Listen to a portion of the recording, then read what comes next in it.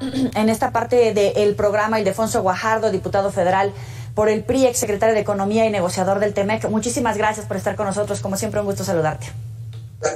Hola, Joely, ¿cómo estás? Gusto saludarte. Buenas tardes. Buenas tardes. Primero que nada, ¿ante qué estamos? Dicen que se van a reunir aproximadamente en 30 días y podríamos llegar al panel arbitral. Mira, primero hay que enmarcar el tipo de consultas. ¿Recuerdas? Esto no es nuevo.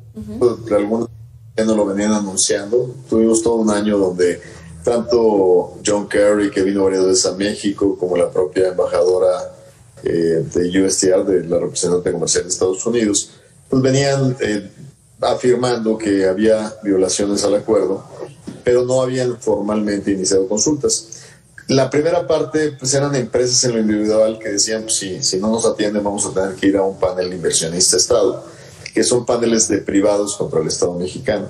En este caso es un panel Estado-Estado, donde los estados afectados, que en este caso Estados Unidos y Canadá, están pidiendo consultas para llegar a un panel arbitral, que va más allá de los intereses individuales de empresas y que afecta el funcionamiento del acuerdo y de alguna manera a empresas más allá del sector de energía, por ejemplo, las que han invertido en producir autos en México o autopartes o manufactura en general, que dependen de electricidad competitiva, limpia, a bajos costos y que en un escenario como el que estamos actualmente no está garantizado. Entonces, solicitan el inicio de consultas, como tú bien lo dijiste, 30 días para establecerlas y un máximo de 75 para llegar a un acuerdo.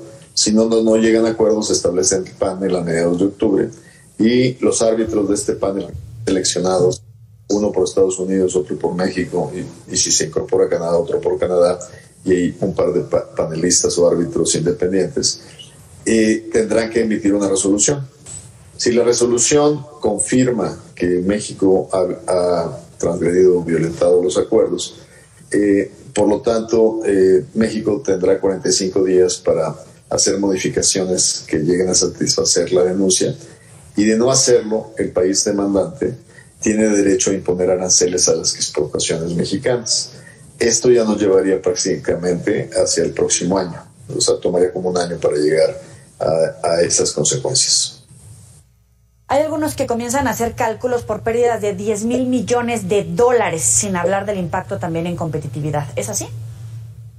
Mira, el costo lo estiman los árbitros, o sea, los que miden el daño hacia el cual tendrán derecho de resarcirse con aranceles, prácticamente son los árbitros. Quienes van a determinar el costo de la afectación son los árbitros.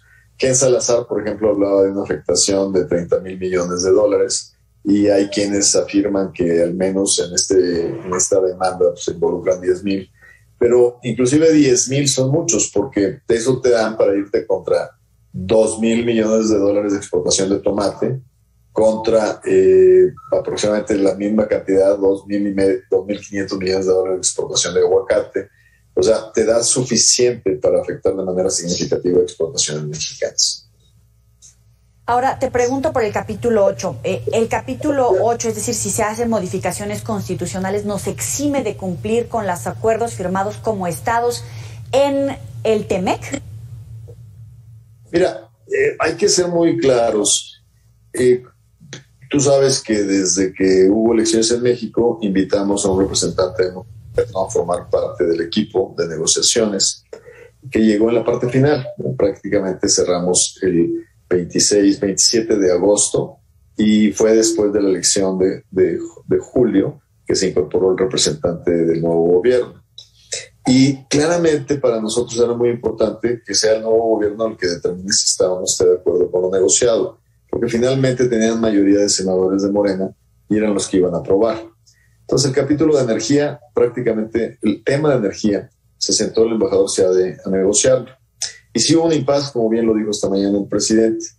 En Estados Unidos, cuando Seade pidió que se eliminaran todos los compromisos de energía, respondió de manera muy directa diciendo: ¿cómo es posible que a tu principal socio comercial lo quieras tratar como un socio de segunda categoría cuando estos elementos de acceso al mercado ya se los diste a los europeos, ya se los diste a los asiáticos, en el TPP y en otros tratados?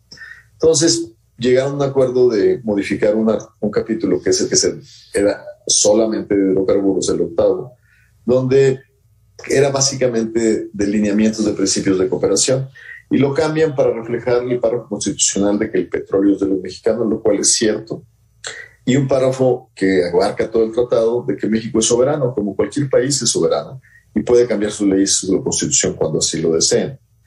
Lo que no te exime de tener que resarcir cualquier consecuencia de cambio de esas leyes en los acuerdos que hayas tenido originalmente. Y como fue aprobado por un Senado de Morena el acuerdo, incluye compromisos transversales en el capítulo de cómo debes de manejar empresas del Estado, de cómo debes de los temas de inversión, de los temas de servicios, que es donde están realmente los compromisos en el sector energía y en el sector petróleo. ¿Cuáles son los argumentos a favor del gobierno federal? Como bien comentas, el posicionamiento que dio SEADE durante esa negociación, ese impasse, hay algunos que aseguran que México está en su derecho, que se trata de un tema de soberanía sobre sus energéticos, incluso de seguridad nacional, seguridad energética. ¿Coincides en alguno de estos argumentos con la postura del gobierno mexicano? A ver, el tema no es si coincido o no coincido. Yo sí fui el negociador del TEMEC y el doctor SEADE negoció el anexo al TEMEC, que fue en el tema laboral y en otros temas, pero quien hoy administra el tratado es la Secretaría de Economía. Es la responsable de administrar el tratado, y creo que el Ejecutivo debería escuchar la opinión de la Secretaría de Economía en estos temas. ¿Por qué? Porque son los que lo viven día a día. El argumento de que podemos cambiar nuestras propias leyes, sí las podemos cambiar. Así lo dije cuando subí a tribuna en la Cámara de Diputados cuando votamos la reforma eléctrica. Pero tienes que asumir las consecuencias de hacer los cambios que estás haciendo. Y solo basta con leer el capítulo de los compromisos de empresas estatales para darte cuenta que tú no puedes discriminar. Te doy un ejemplo muy sencillo.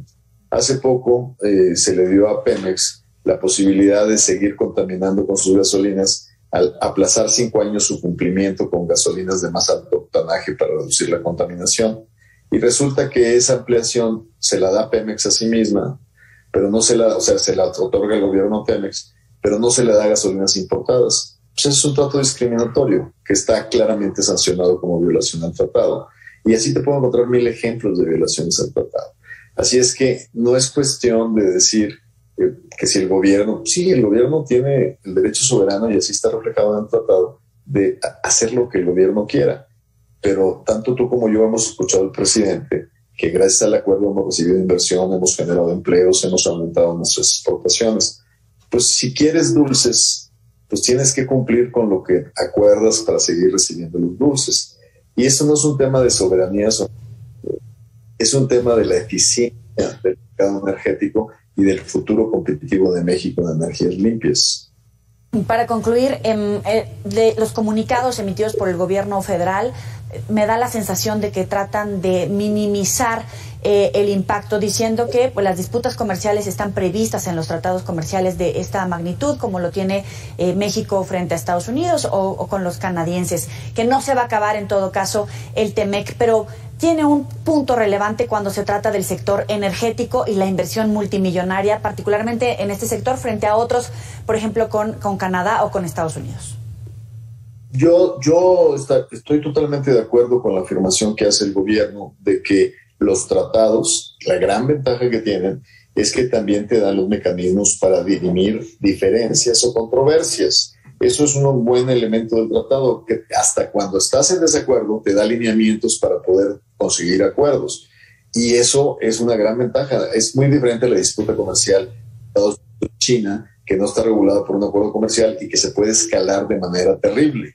O sea, tienen toda la razón. Nosotros demandamos a Estados Unidos bajo el NAFTA original cuando no cumplió con sus acuerdos del transporte de carga mexicano pudiera entrar a Estados Unidos. Y los llevamos a un panel Estado-Estado como este y se los ganamos y les impusimos aranceles y eso los obligó a sentarse a la mesa a cumplir con el acuerdo del tratado. México no va a ser el primero que viola un acuerdo comercial, pero lo importante es que lo tomemos con seriedad y midamos sus riesgos con seriedad. Y pues evitar un poco ponerles a los americanos la canción de uy, qué miedo de Chicoche, ¿no? Dijo que mira cómo estoy temblando. Ildefonso, muchísimas gracias por estos minutos para el auditorio de Mega Noticias. Gracias, Yoli. Hasta luego. Sabe que puede recuperar esta entrevista con Ildefonso Guajardo, diputado por el PRI, exsecretario de Economía, experto en estos temas. Hasta aquí la información.